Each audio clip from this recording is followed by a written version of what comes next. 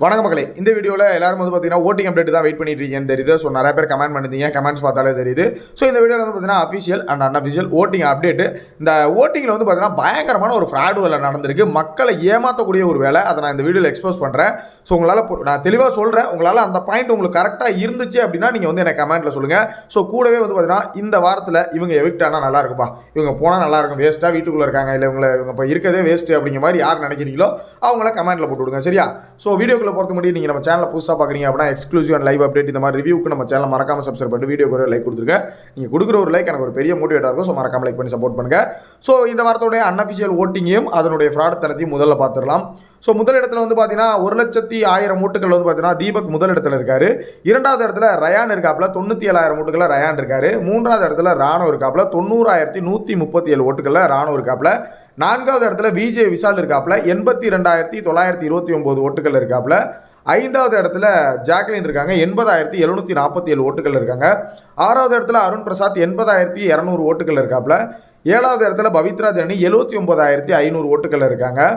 எட்டாவது இடத்துல மஞ்சேரி 73,400 ஓட்டுகள் வந்து பார்த்தீங்கன்னா இருக்காங்க. ஸோ இந்த அன்அஃபிஷியல் ஓட்டிங்கில் மக்களை ஏமாத்துறதுக்கும் மக்களை வந்து பிரைன் வாஷ் பண்ணுறதுக்கும் இல்லை மக்களை வந்து பின்னாடி அவங்க பண்ண போகிற ஒரு விஷயத்துக்கு இங்கே வந்து மக்களை ஏமாற்றிட்டு இருக்காங்கிற மாதிரியான ஒரு விஷயம் நல்லாவே தெரியப்படுது. ஏன் இதை அப்படி சொல்கிறேன் அப்படின்னு கேட்டிங்கன்னா, இப்போ நான் எக்ஸ்பிளைன் பண்ணுறேன். இந்த ரெண்டாவது இடத்துக்கு ரயான் வந்து ஓட்டு வாங்கி தான் வந்தார், மக்கள் போட்ட ஓட்டு தான் சொன்னீங்கன்னா கண்டிப்பாக அது கிடையவே கிடையாது. நான் இந்த வாரம் ஆரம்பிக்கும் போதே சொல்லியிருந்தேன். இது ஏன் கிடையாதுங்கிறதே நான் எக்ஸ்பிளைன் பண்ணுறேன். சரியா? ஸோ இந்த வாரம் ஆரம்பிக்கும் போதே சொல்லியிருந்தேன், மற்ற ஆர்மிஸ் யாருமே ரயானுக்கு ஓட்டு போடாதீங்க, ரயானுக்குன்னு இல்லை உங்கள் ஃபேவரட்டிஸ் தாண்டி வேறு யாருக்குமே ஓட்டு போடாதீங்க, போட்டிங்கன்னா அது உங்களுக்கு தான் ஆபத்தாக வந்து முடியும். நான் ஆரம்பத்திலே சொல்லியிருந்தேன்.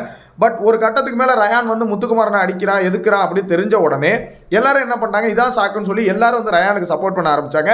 கொஞ்சம் ஓட்டுகள் இன்க்ரீஸ் ஆச்சு. அதாவது லாஸ்ட் பிளேஸ்லேருந்து அதுக்கு 7th பிளேஸ் 6th பிளேஸ் வரும்போது இதுதான் பாயிண்ட் அப்படின்னு சொல்லி இவங்க என்ன பண்ணிட்டாங்க அப்படின்னா, அந்த டீம் ரயானை கொஞ்சம் பவர்ஃபுல்லாக காட்டுறதுக்காக, டாஸ்க் பீஸ்ட் அப்படின்னு நிரூபிக்கிறதுக்காக உங்களையும் ஏமாற்றி மற்ற ஆர்மிஸ் தலையிலையும் மண்ணள்ளி போட்டு அவங்க கொஞ்சம் வேலைப்பாடுகள் ஃப்ராடு வேலைகள் பார்த்து ஓட்டு கொடுத்துருக்காங்க அப்படி தான் நான் சொல்லுவேன். ஏன் சொல்கிறேன் அப்படின்னு கேட்டிங்கன்னா, இது மற்ற ஆர்மிஸ் ஓட்டு போட்டிங்க இல்லையா, அது மிஸ்டேக் தான். ஆனால் முழு மிஸ்டேக்கும் உங்கள் மேலே கிடையாது, உங்களையுமே ஏமாத்துறாங்க. ராணுவ ஆர்மிஸ், ஜாக்லின் ஆர்மிஸ், நீங்கள் 2 பேர் தான் பலியாட ஆகிட்டீங்க அப்படி தான் நான் நினைக்கிறேன். சரியா? ஏன்னா டாப்பில் இருந்த ஜாக்லின் இப்போ 4th பிளேஸில் இருக்கலாம், என்னாலே பார்க்க முடியலையா? 4th 5th பிளேஸில் இருக்கிறது என்னாலே பார்க்க முடியல, ரொம்ப கஷ்டமாக இருக்குது. இருந்தாலும் நான் சொல்கிறேன். சரிங்களா? இந்த ஓட்டிங்கில் நல்லா புரிஞ்சுக்கோங்க, சௌந்தர்யா, முத்துக்குமரன் இவங்க 2 பேர் இருந்தாங்க அப்படின்னா ஓட்டிங் எவ்வளோ விழுன்னு உங்களுக்கே தெரியும். 1,80,000 2 லட்சம் 2.5 லட்சம் ஓட்டுகள் இந்த வெள்ளிக்கிழமை விழுந்திருக்கணும். சரிங்களா? இந்த டைமுக்கு 2.5 லட்சம் 2 லட்சம் ஓட்டுகள் விழுந்திருக்கணும். பட் ஃபர்ஸ்ட் பிளேஸுக்கே 1,10,000 ஓட்டுகள் தான் விழுந்திருக்கு. தீபக்குக்கே 1,10,000 ஓட்டுகள் தான் விழுந்திருக்கு. அதுக்கப்புறம் இருக்கக்கூடிய ஆட்கள் எல்லாருமே வழக்கமாக வாங்குற ஓட்டு தான் 80,000 ஓட்டு, 70,000 ஓட்டு, 60,000 ஓட்டு, இந்த ஓட்டுகள் தான் வாங்கியிருக்காங்க.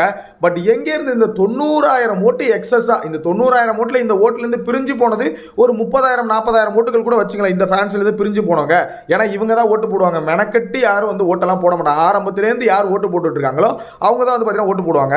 ஆரம்பத்திலேருந்து போடுறவங்களால மட்டும்தான் அந்த ஓட்டிங் வந்து போட முடியும். திடீர்னு ஒரு ஃபேன் பேஸ்லேருந்து ஒருத்தங்களால் மாற முடியுது அப்படின்னா அது வாய்ப்பே கிடையாது. இந்த டைமுக்கு ஜாக்லின் வாங்கியிருக்க ஓட்டு கரெக்டான, என்னோட கெஸ்ஸிங் கரெக்டாக இருந்துச்சுன்னா இது வந்து பெரிய ப்ராடு வேலை. சரிங்களா?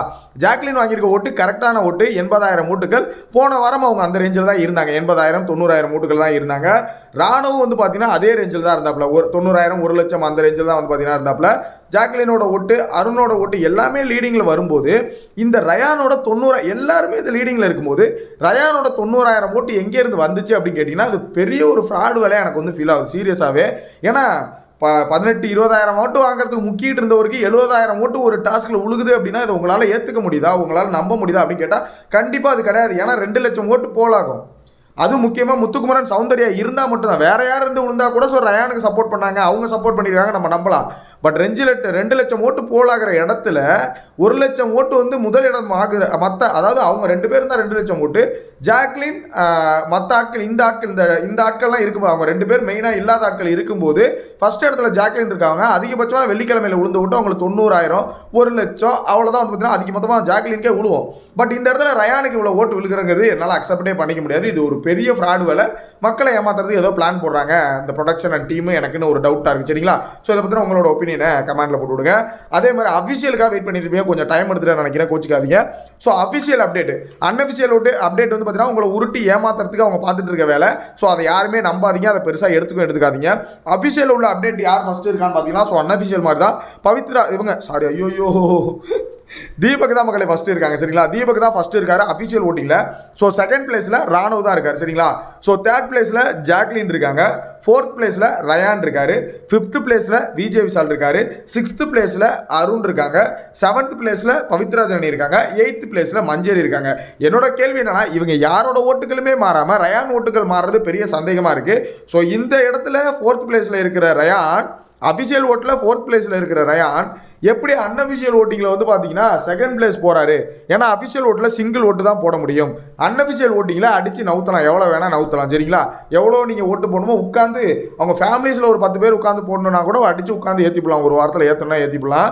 ஸோ அந்த அளவுக்கு வேலைப்பாடுகள் வந்து பார்த்தீங்கன்னா நடந்துகிட்டு இருக்கு. ஸோ இதை பற்றின உங்களோட ஒப்பீனியன் என்ன? இந்த வாரத்தோட எவிக்ஷன் என்னை பொறுத்தளவுக்கு வந்து பார்த்தீங்கன்னா, இந்த வாரத்தில் எவிக்ஷன் அப்படின்னு கேட்டிங்கன்னா பவித்ரா ஜனனி மஞ்சரி கண்டிப்பாக எவிக்ஷன் தான். ஸோ பலியாடா பவித்ரா ஜனனி வெளில போகிறாங்கன்னு நினைக்கும் போது தான் கொஞ்சம் கஷ்டமாக இருக்குது எனக்கு சீரியஸாகவே. என்னடா நீ பவித்ரா ஜனனி முட்டு கொடுக்குற அப்படின்னு கேட்டிங்கன்னா, அவங்க பண்ணுறது எல்லாமே ஒஸ்ட்டு தான். ஆனால் ஒருத்தனுக்கு சப்போர்ட் பண்ணும், இன்னொருத்தனை அடிக்கிறான், ஒருத்தனுக்கு சப்போர்ட் பண்ணும். இவனுக்கு அதான் இவ்வளோ நாள் பொம்பளை பிள்ளைங்க பின்னாடி சுற்றிட்டு சும்மா சௌந்தர்யா ஜாக்லின் அவங்க கூட ஜால்ரா அடிச்சுக்கிட்டு வெளியிலேருந்து பார்த்துட்டு வந்த விஷயத்தை வச்சு ஜால்ரா அடிச்சுட்டு ஒரு விஷயம் பேசிட்டு இப்போ வந்து உட்காந்துட்டு அவனுக்கு சப்போர்ட் பண்ணி அந்த டாப் 5 கொண்டு போகிற பிளேயரை நீங்கள் வெளியில் அனுப்புறது அப்படிங்கிறது எனக்கு கொஞ்சம் கஷ்டமாக இருக்குது சீரியஸாகவே. ஏன்னா அந்த பொண்ணு போட்ட எஃபெக்ட்டுக்கு எதுவுமே, அந்த எஃபோர்ட்டுக்கு எதுவுமே கிடைக்கல. அந்த பொண்ணு போட்ட எஃபர்ட்டுக்கு எதுவுமே கிடைக்கல அப்படின்னு நான் நினைக்கிறேன். இங்கே பவித்ரா ஜனனி ஹேட்டர்ஸ் இருப்பீங்க, பிடிக்காதவங்க இருப்பீங்க, நானே பல வீடியோஸில் திட்டியிருக்கேன். ஆனால் உண்மையாக சொல்கிறேன், அந்த பொண்ணு அவ்வளோ கஷ்டப்பட்டு 4 டைம் வந்து பார்த்தீங்கன்னா கேப்டன்சி வந்துச்சு, கேப்டன் கிடைக்கல. அப்புறம் இவ்வளோ நாள் போட்ட எஃபோர்ட்டுக்கு ஒரு டாப் 5 வரது கூட அதுக்கு ஒரு இது கிடைக்கல சரிங்களா. பட் இப்போ அவங்க வெளியில் போகிறது கூட என்ன பிரச்சனை இல்லை. எவிக்ட் ஆனால் கூட இப்போ போய் தான் ஆகணும் அப்படிங்கிற சுச்சுவேஷன் தான் பிரச்சனை இல்லை. ஆனால் எவிக்ட் ஆகக்கூடிய ஒரு ஆளை சம்மந்தமே இல்லாமல் அடித்து மேலே ஏற்றி விட்டுட்டு நீங்களாம் இவங்களுக்கு ஒரு பாதையை வகுத்து கொடுத்துட்டு இப்போ உள்ளே போக வேண்டிய ஒரு ஆள் வெளியே போகிறது அப்படிங்கிறது எனக்கு கொஞ்சம் மனசு எடுக்கல மக்களே. ஸோ உங்களோட ஒப்பீனியன் என்ன அப்படிங்கிறது நீங்கள் கமெண்டில் சொல்லுங்கள். பட் என்னால் இதை ஏற்றுக்கவே முடியல, சீரியஸாக ஏற்றுக்கவே முடியல. ரொம்ப இது தவறான ஒரு விஷயம் தானே. ரயான் வந்து இதுக்கு வந்து இப்போ ஒர்த்தான்னு கேட்டிங்கன்னா கண்டிப்பாக ஒர்த்து கிடையாது. நான் இன்னொரு விஷயம் சொல்லிடுறேன், ரயான் டிடிஎஃப் வின் பண்ணிட்டா அப்படின்னு சொல்லி எல்லாம் ஃபயர் விட்டுட்டு கிடக்குறீங்க. நான் ஒரே ஒரு விஷயம் சொல்கிறேன், இந்த டிக்கெட் டு ஃபினாலே அப்படிங்கிறதே ஒரு ஒர்த்லெஸ் என்ன கேட்டால் ஒரு ஒர்த்லெஸ் அப்படின்னு தான் நான் சொல்லுவேன். இதுக்கு இவ்வளோ எஃபோர்ட் போடுறதுக்கு வேஸ்ட்டு, என்ன கேட்டால் அது வேஸ்ட்டுன்னு நான் நினைக்கிறேன். ஏன்னா ரயானுக்கு அது பெரிய யூஸ்ஃபுல்லாக இருக்கலாம், ரயானுக்கு ஒரு வாரம் தாண்டறதுக்கு ஒரு யூஸ்ஃபுல்லாக இருக்கலாம். ஆனால் இவ்வளோ டாஸ்க்கு தாண்டி இந்த டிடிஎஃப் வாங்குறது டிடிஎஃப் ஒர்த்து கிடையாது. நான் திருப்பி அதை தான் சொல்கிறேன். டிக்கெட் டு ஃபினாலே அப்படிங்கிறது ஒரு 10வது வாரம் 11வது வாரம் 3 வாரத்துக்கு ஃப்ரீ பாஸ் கிடைக்குது, 2 வாரத்துக்கு ஃப்ரீ பாஸ் கிடைக்குதுன்னா இந்த 10 டாஸ்க்கை இவ்வளோ ரிஸ்க் எடுத்து விளையாடுறதுல ஒரு பாயிண்ட் ஆஃப் இருக்குது. ஒரு வாரத்தை தாண்டது ஒரு நாமினேஷன் ஃப்ரீ பாஸ் தான் அது. அந்த ஒரு நாமினேஷன் ஃப்ரீ பாஸ் வாங்குறதுக்கு இவ்வளோ நீங்கள் இது பண்ணியிருக்கீங்க, இவ்வளோ விஷயங்கள் பண்ணுறீங்க அப்படின்னா நீங்கள் எஃபோர்ட் போடுறீங்க. பட் அதை கரெக்டாக அவங்க வந்து இது பண்ணலை, இம்ப்ளிமெண்ட் பண்ணலை அப்படின்னு தான் நான் நினைக்கிறேன். ஸோ உங்களோட ஒப்பீனியன் என்னென்னு சொல்லுங்கள். ஏன்னா இப்போ ஒரு 10வது வாரத்தில் நடத்துகிறாங்க, அடுத்த 4 வாரத்துக்கு நடக்குது அப்படின்னா ஓகே, அக்செப்டட்.